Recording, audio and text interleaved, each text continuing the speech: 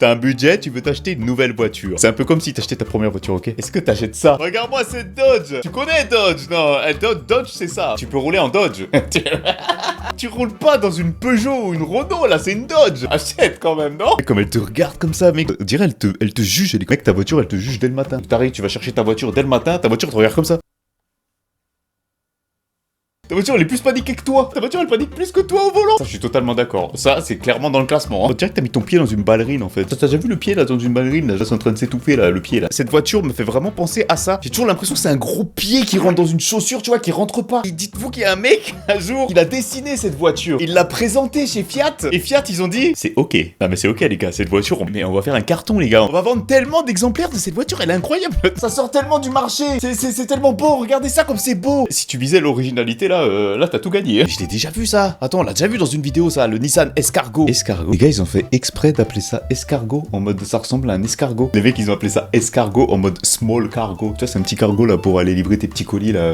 On dirait un escargot. Non mais maintenant c'est bon, je vois que un escargot. Non mais c'est bon. Attends, je vois un escargot. Tu pensais qu'il y avait que ça sur BeamNG mon gars? Ben non, regarde, tu peux l'acheter en vrai. Ah mais moi je donnerais tout pour acheter ça. Attendez, imagine j'arrive à mon date avec ça. C'est trop la classe mon gars. Tu dis, moi j'ai une petite glace ou quoi? Je prends un virage serré avec ça, on se retourne au cas où. Hein. Il faut pas boire dans ma voiture, hein, parce que je te dis, c'est pas sûr que tu t'arrives à boire. Hein. En tout cas, si tu veux voir les champs de près, tu vas les voir. Hein. 122 km/h. Quoi? Mais jamais de la vie je monte à 122 km/h avec ce truc. Je sais pas, tu veux t'encastrer dans un pilier de pont de l'autoroute là, je sais pas, genre, c'est quoi l'objectif? Il y a un mec, ça me termine, il y a un mec, il a fait cette voiture, il a amené des plans, il a fait cette voiture et il a dit, les gars, on va prendre l'autoroute avec, hein. Non mais les gars, c'est l'objectif, hein. J'ai un avenir dans cette entreprise. Le but, c'est pas non plus d'avoir des records de mecs encastrés dans des ponts, non, quand même pas. Ah, là, c'est encore pire. Et ça, tu prends un virage trop serré, tu te retournes. Je veux voir ça rouler. Je n'ai jamais vu cette voiture en vrai, mais j'ai envie de la voir faire des tonneaux. Vu de la masse comme elle est répartie, je pense que tu peux vraiment te marrer à voir ça faire des tonneaux, hein, vraiment. Le Vanguard City Car, c'est une voiture pour rouler en ville. C'est une voiture électrique. C'est une autotamponneuse, le bordel. Pourquoi il y a un énorme pare-choc en plastique comme ça là? Le but, c'est quoi? C'est de foncer dans tout ce qui bouge ou quoi? Mais t'as vu la forme du véhicule? On dirait un Cybertruck. C'est l'ancêtre du Cybertruck, le truc là. Attends. Et il y a un espèce de logo Ferrari là qui s'est perdu au milieu.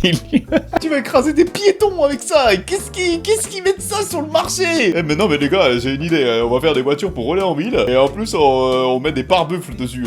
Des pare-buffles en plastique.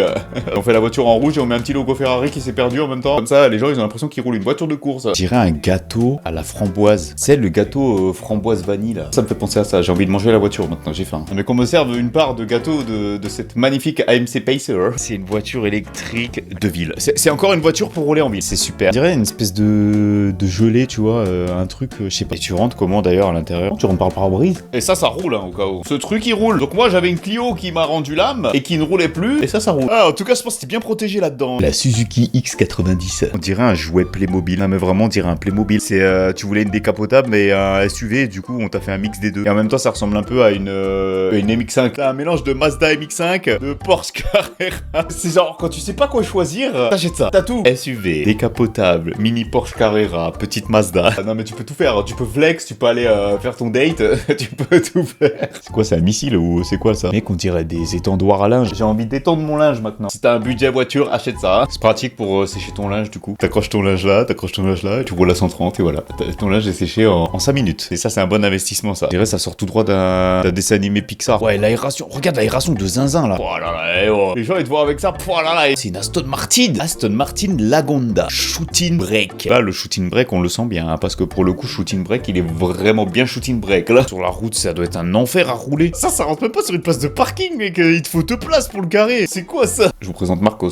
Marcos c'est un peu tordu. Hein. Marcos, il y a un problème. En vrai, la voiture, ça se voit, elle aurait pu être tellement stylée si t'enlevais ce truc là, un peu rond là, tu vois. Là, la forme, elle est pas mal là. Mais si tu mettais un truc plus net ici là, genre le feu, tu vois le feu là? Bah, tu coupes ça là, tu fais un truc super net là. Je pense que la tête de la voiture, elle aurait été magnifique. Ils ont vendu seulement 32 voitures de cette. Waouh, ils ont vendu seulement 32 voitures. Les gars, vous auriez dû me recruter moi. Parce que moi, je te refaisais le design de ce truc. Hein. Je te fais un Photoshop, mon gars. La voiture, je te la rends énervée. Hein. Non, mais vraiment, on dirait un nez de cochon. M'étonne, les gens, ils ont pas envie d'acheter ça. Le gars il achète une voiture, tout le monde va lui faire la réflexion de t'acheter une voiture où on dirait une tête de cochon. Ouais, pourquoi pas C'est une voiture de meuf, il y a un eyeliner qui s'est perdu là ici là. La voiture elle s'est maquillée quoi, elle va se faire les sourcils quoi. Là vraiment on dirait une petite bouche comme ça là, à 2 doigts tu lui mets du rouge à lèvres, mais vraiment regarde, on dirait te regarde comme ça.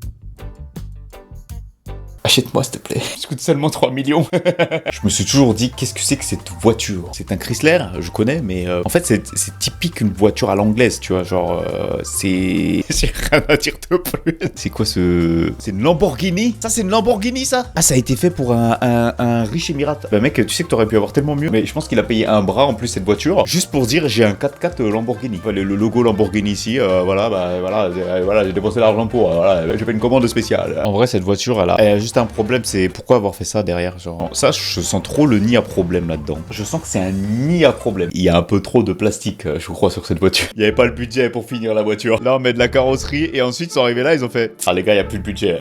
On met du plastique. Gros pare-choc plastique, bas de caisse plastique, mais plastique pas jusqu'au là, plastique jusqu'en haut hein. Et on va en faire un SUV, hein, histoire que comme ça c'est réglé, ça passe inaperçu. C'est un truc pour aller faire du tout-terrain. C'est quoi, c'est le 4x4, il est un peu timide ou il y a des 4x4 qui sont énervés, hein. Il prend des grosses Jeeps là, elles sont méga énervées. Et ça c'est le 4x4 un peu timide, il est là comme ça, genre arrêtez, je suis pas un 4x4 moi. Tu roules là-dedans, t'es pas crédible. Imagine, il y a un mec ultra balèze avec des tatouages de partout, il descend de ça, il perd sa crédibilité cash. Toute sa vie il s'est battu pour être crédible. Il s'est fait des tatouages partout, tu sais, des têtes de mort partout là, il est là comme ça, il fait le mec énervé, il achète ça. La voiture elle te regarde, elle est toute mignonne mec, t'as dire oh Pichette la pauvre là, attends la pauvre, oh non, vas-y pas trop fort avec elle. En fait il y a des gens, je pense un jour ils ont voulu innover dans les formes de voitures et ils ont fait tout et n'importe quoi, ils ont testé, voilà, ils ont fait des tests hein. On dirait un espèce de Renault Scénic, mais où tous les plans ils ont été inversés là. Bon après c'est ça à son époque quoi, c'est imposant en tout cas hein. En plus c'est sport. Il y a quoi, il y a Pétus ou quoi? Ah lui quand il démarre son Pontiac Transport. Oh pas mal. Oh les mecs ils sont balèzes. Ah je viens de capter le jeu de mots. Transport. Rien que pour ça j'achète la Pontiac.